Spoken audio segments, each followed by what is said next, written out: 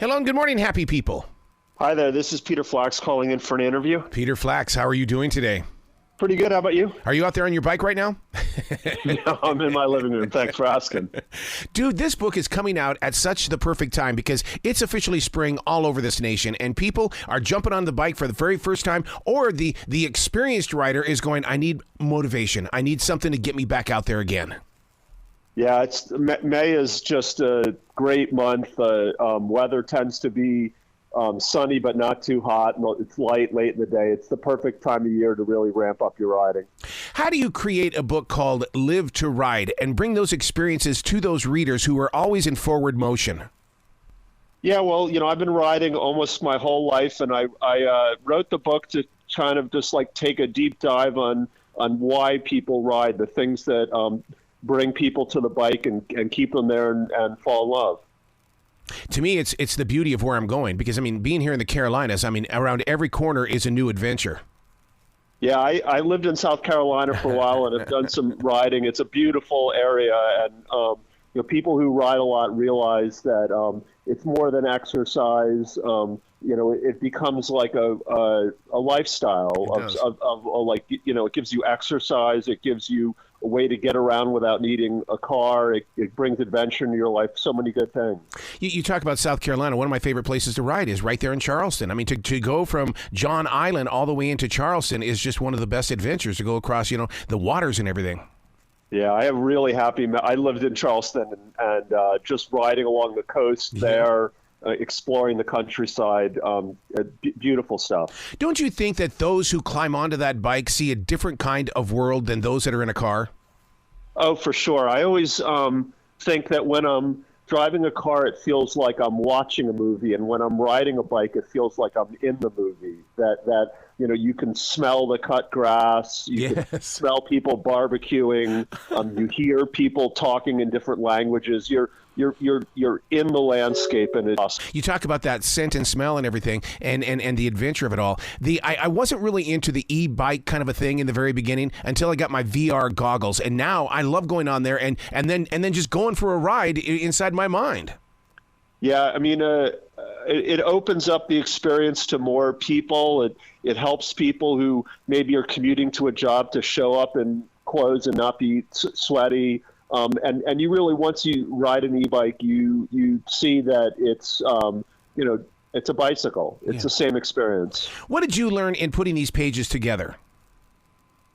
I learned that there are, historically, people who ride bikes have felt like they belong to different subcultures. I'm a mountain biker, I'm a commuter. Really, once I dug into it, I realized that most people ride for the same reasons. And so I hope the book is a small step towards unifying everyone who rides. People that are out on the street, the safer it's going to be for everyone. I was going to bring as hard as I can here in Charlotte to make sure that cycling is very safe. But the thing is, though, sometimes I feel like those cyclists have a bigger ego than the one behind the wheel.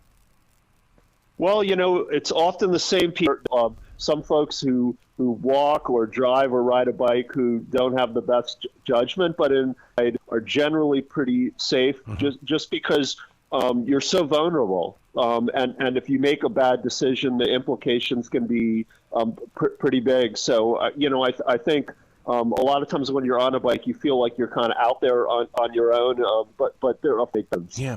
One of the things that I see a lot of is the groups on the weekend that get together. There could be 30 or 40 cyclists out there at the same time, but it's also a very fearful thing because it's like, what happens if I can't keep up? These guys are better than I am.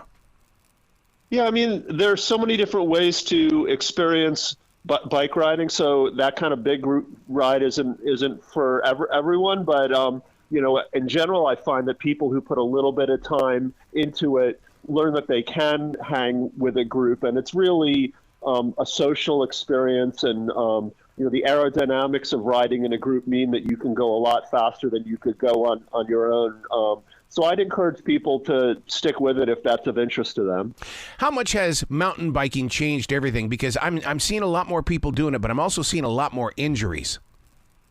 I think, in a lot of places, people feel a little nervous about riding on pavement with cars around. And so mountain biking and gravel riding have gotten very popular because you can go out on trails or dirt roads where that isn't there to worry about. But as you mentioned, like that, then the riding becomes more technical and more, there's, lots of opportunities to hit a tree or a rock. And so, you need some skills to do it. And just like group riding, if you put some time into it, you get those skills. Do you think little boys and girls still think of themselves as being Batman or a superhero on their bikes? Yeah, I think so. And I think that a lot of grown-ups who ride still reference the feelings they had as a kid when they started to ride, that sense of freedom, of discovering new neighborhoods, to pushing your territory a little further. And yeah, there's something magical about being on a bike that you first experience as a kid that stays with you forever.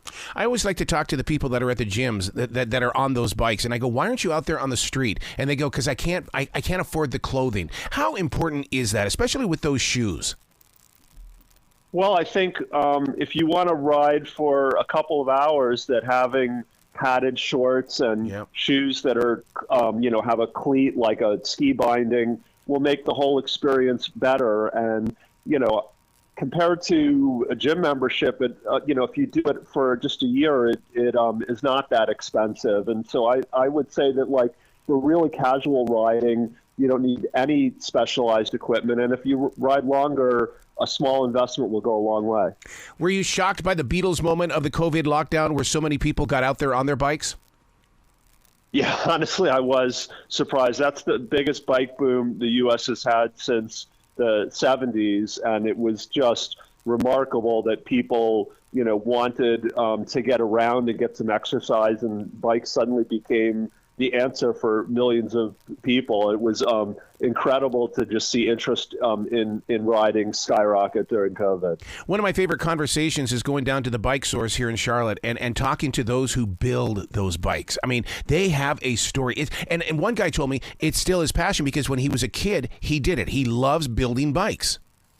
Yeah, it's, local shops are an integral part of the culture. I always recommend people get a bike somewhere at a shop near them rather than buying it online or from a big box store, because the kind of people you're talking about are experts in putting bikes together, and they'll always be there as a resource for you if you have an issue or want to upgrade something on your bike. So the local shops are just an amazing resource. Are people more focused in on the maintenance of a bike? Because, I mean, when I first got my 10-speed, that's Schwinn, man. I mean, when you had the brakes right there at your fingertips and you had to do the shifting of the gears and things, I mean, that was a different thing, and I had to learn how to... It's really... I don't think it takes a lot of time or expertise, but I think that, unlike a car, which is this super complicated computer where you feel now like you can't fix anything yourself, that there's a lot of little things that happen on a bike that anybody can learn to do themselves. You can, go on YouTube and see little tutorials to fix your brakes or adjust your shifting. And it just adds to the reward when you know that you can fix these little things yourself. Yeah, because there was a time there, even with my brother, he said, I don't like where you put your handlebars. I don't like what you're doing with your seat. I'm going, it's my bike. It should be around me. And don't you think that's the way it should be? The bike needs to be based on who the rider is. Yeah, I mean, one slogan I like to use is, if you're riding a bike, you're doing it right. And that in the same spirit of what you're talking about, I think everybody can find their own path. And I've stopped suggesting when I see anybody riding around that their saddle's on the wrong height or they should be in a different gear. It's whatever people want to do is great. Yeah. Do you find yourself kind of chuckling with the rebirth of big, gigantic bell bottoms? Because I'll go up to girls and I'll say, look, when I was a kid, you didn't wear bell bottoms on a bike because it always got caught in the chain. Yeah, it's definitely, if you ride a fair amount, you become attuned to what is going on your right leg, and you don't want to get caught in the gears. They do actually, every bike store sells these little straps that you can to put on your leg to hold the pant leg down. Otherwise, you're going to wind up with grease on it or a tear. That's it.